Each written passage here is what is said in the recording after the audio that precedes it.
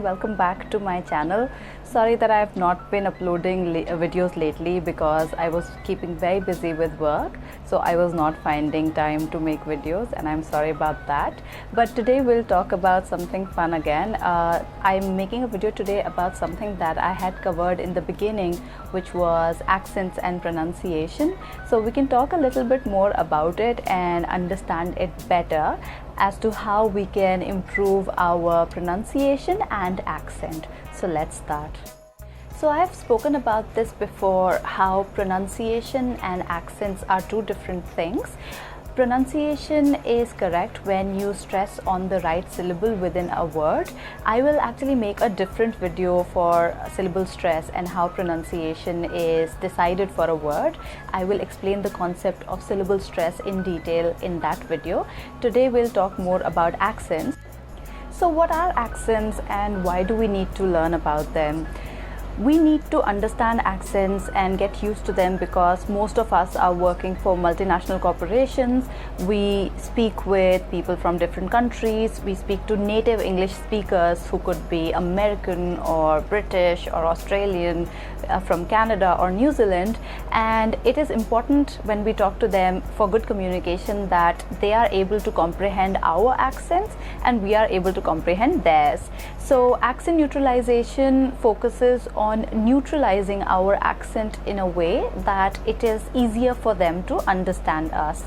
Now, broadly speaking, people generally follow the American accent or the British accent. However, every country has their own accent. So if you go to Europe, for example, and if you go to different countries in Europe, you would find that when they speak in English, they would also have an accent which would be similar to the concept that I had discussed earlier with you, which is the MTI, which is the mother tongue influence. So just like us Indians have an accent when we speak in English, that's because our mother tongue influence kind of carries over into English, and when we pronounce words in English, then our MTI has an influence on it. Similarly, all these European countries or any non-native English speaking country would have their own MTI and their own effect on English. So that's absolutely normal. However, when we neutralize the accent or when we choose the pronunciation of words, we can either follow American English or British English. So let's try and understand this a little bit. Now, of course, there are so many aspects and nuances of an accent that you need to master before you can say that I have this accent, or if you want to pretend that you have an American or a British accent. However, if I had to talk about the basic patterns of British or American accent, then in British English, T is stressed on and pronounced very clearly, and they generally don't pronounce their R's. For example, if I had to say the word pattern, then they would stress on the T and not pronounce the R, and they would say something like pattern. However, for Americans, they roll their T's, L's and R's. So for them, the word pattern would change to pattern, where the T is also rolled and the R is also rolled, like pattern. Or if I take the word, for example, later, then for British it would be like later, and for Americans it'll be like later. So they roll their T's, R's and L's. So anybody who is claiming to speak in the British or the American accent would at least follow these patterns, and that's how they would sound. It sounds really funny when somebody who claims to have lived in England and claims to speak in the British accent then starts pronouncing words in the American accent. I think a very good example of this is the actress Katrina Kaif. She says that she grew up in London, she speaks in the British accent or whatever it is, that she's originally from England, but when she speaks in English, her accent is heavily American and quite fake at that. That is my personal opinion, but if you watch the videos, if you watch her interviews, you can pick up on the patterns. And even in corporates, I have come across so many people who claim that they're speaking in British accent. They say they've worked in England or studied in England, but when they start speaking, they are actually following the American patterns. So be very careful of the kind of accent that you follow. I had spoken about this in the last video as well, that don't mix accents. So don't pronounce two different words in two different accents in the same sentence, then it sounds really funny to people who understand this, and also to people who are native English speakers. So if somebody understands the American accent or the British accent, would immediately pick up on that. This is exactly why a lot of trainers moved away from accent training or voice and accent training, and we moved more towards accent neutralization, because one just cannot pick up an accent in a week or a month or a few months and pretend like they can speak in that accent all the time. And it is better to just speak in a neutral accent rather than trying to ape another accent.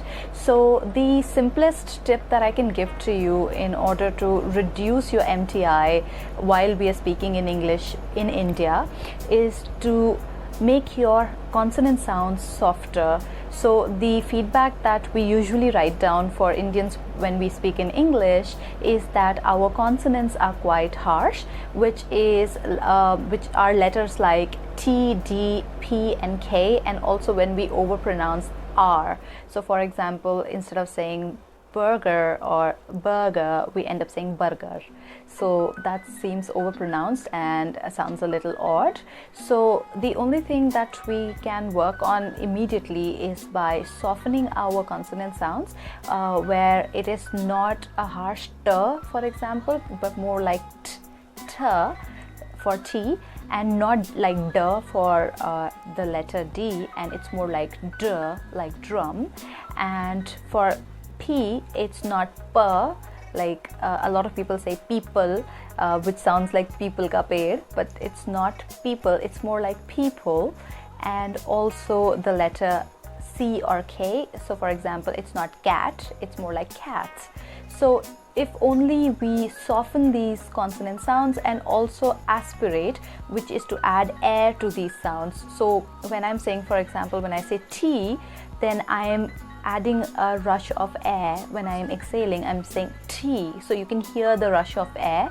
If we can only aspirate the sounds, the consonant sounds, and also soften them and not make them harsh like t, then the MTI would really reduce. So we can start by doing that, and also not try to copy an accent or pretend to be, you know, like a foreigner or somebody from US or England, and just focus more on reducing the influence of our mother tongue and just softening our accent and moving more towards accent neutralization. So for example, if I had to say a sentence in the British accent, for example, if I want to say, can I have a glass of water?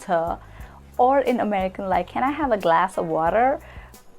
Don't have to do either. We can just say, can I have a glass of water, which is more neutral. So we can just stick to sounding more neutral so that it's easier for people to understand us and not pretend to be something that we are not. I have seen really funny incidents even in top management. I once got asked by an American client why somebody from the top management was talking weird. So this person asked me, why are they talking like that? What accent is that? Because it was neither American nor British. It was a mix and more like stylized. So we have to understand that accent is not style, and just by overpronouncing vowels, like instead of saying later or later, if somebody says lighter, that is too much. And also overpronouncing or adding affectation to consonant sounds by over aspirating the consonants, like time, like that. We don't have to do that. So please understand pronunciation clearly and accents clearly, understand the patterns clearly, and only work on neutralizing it and not stylizing it and keeping it simple. So that is it for today. I hope you enjoyed this video. If you did, please consider subscribing to my channel and sharing this video. And like I always say, you can comment below and let me know what you thought of this video. I will wait for your comments. So until the next video, bye.